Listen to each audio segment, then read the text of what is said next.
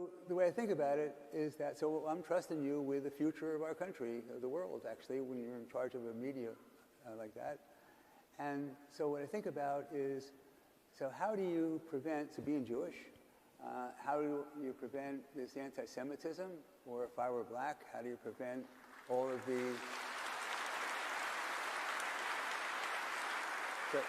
So how do you prevent the use of the N-word? And when I think about TikTok, and they're able, with just looking at pictures, to tell what you're going to do. You know, you move your left arm, you move your right arm, other pictures you like. So that's what they do with their software, and they grade their algorithm. How can we not have an amazing algorithm? Because we know more about them to do with TikTok, and we ought to know what interests people have. And because of that, in words, we should be able to figure out words that people are using, what that means, and considering what content they're interested in. We should be able to figure out with software how to moderate this and prevent that from happening. Is that true or not? Yeah, yes, absolutely. Totally agree. I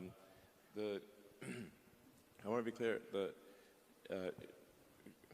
content moderation policies have not changed at Twitter, and it is not okay to engage in hateful conduct on Twitter.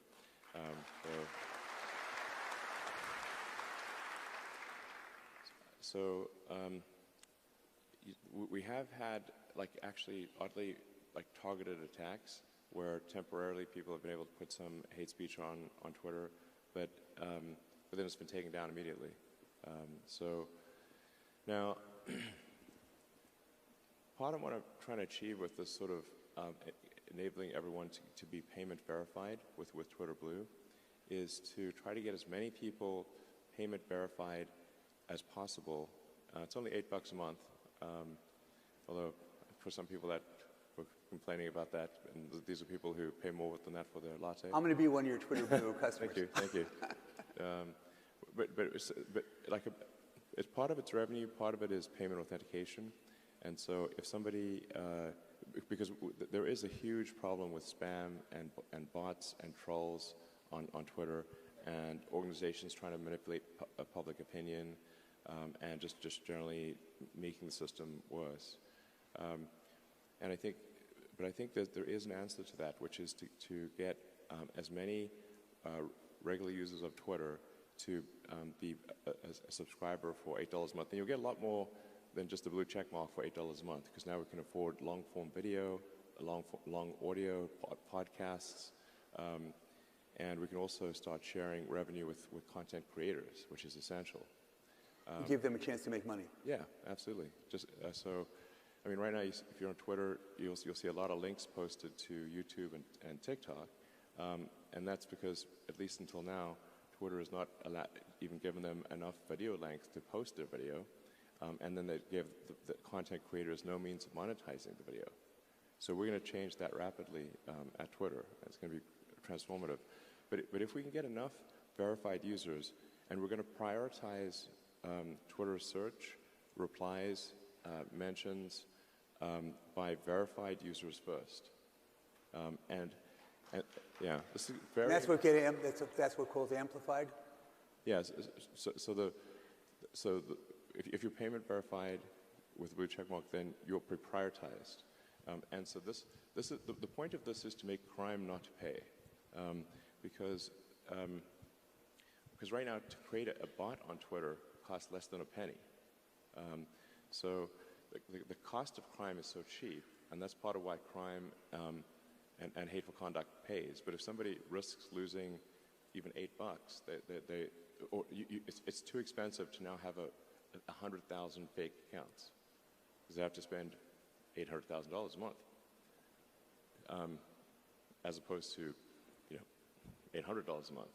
So, and then we also, since we're using payment authentication, we're piggybacking on the authentication system of the payment system, and we're also piggybacking off of Apple's authentication system, which is another layer of security.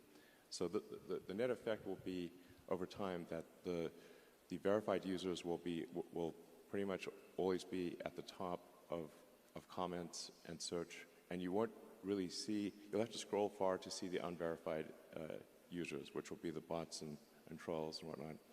And this is sort of analogous to Google search. Like, if you go to page 8 of Google search, there will be a ton of scams and stuff, you know, call it page 8, page 9, something like that. But the thing is that Google search results are so good for page 1 that you never go to page 8. Or it's rare. And like the old joke is like... So if something we don't want to see, it gets pushed way down. Yeah, just basically the bad stuff gets pushed way down. And then crime stops paying, and then they stop trying to do all these things. And we can recruit them as engineers to program for us, crime guys. Yeah. So, I mean, the joke is like, what's the best place to hide a dead body would be the second page of Google search results. Nobody ever goes there. So today we fired half of Twitter, and that should save us, what, $4 billion a year? No, it's not going to save $4 billion a year. I wish, but I mean, to be frank, Twitter was having pretty serious revenue challenges and cost challenges before the acquisition talks started. And any company that is dependent on advertising has had a hard time. So if you look at, say, Snap or Google, Facebook, whatnot, they've all had a difficult time with advertising revenue dropping. And Twitter is more currently more vulnerable than they are to advertising, because most of Twitter's advertising is large brand advertising as opposed to direct response. So it's kind of like a much more of a discretionary ad spend than it is for if you can do direct response for a specific product. And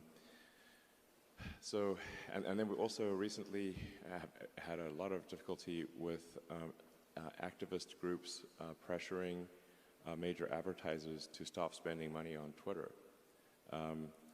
This is despite us doing everything possible to appease them and to make it clear that moderation rules and hateful conduct rules have not changed, and we're continuing to enforce them. A number of major advertisers have stopped spending on Twitter.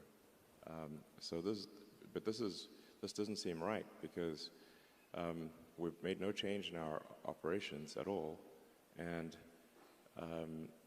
but nonetheless, the activist groups have been successful in causing a massive drop in Twitter advertising revenue, and we've done our absolute best to appease them, and nothing is working. So this is a major concern, and I think this is, frankly, an attack on the First Amendment. Like, if activist groups can pressure advertisers upon which Twitter is fundamentally dependent to, suppress free speech, then that doesn't seem right.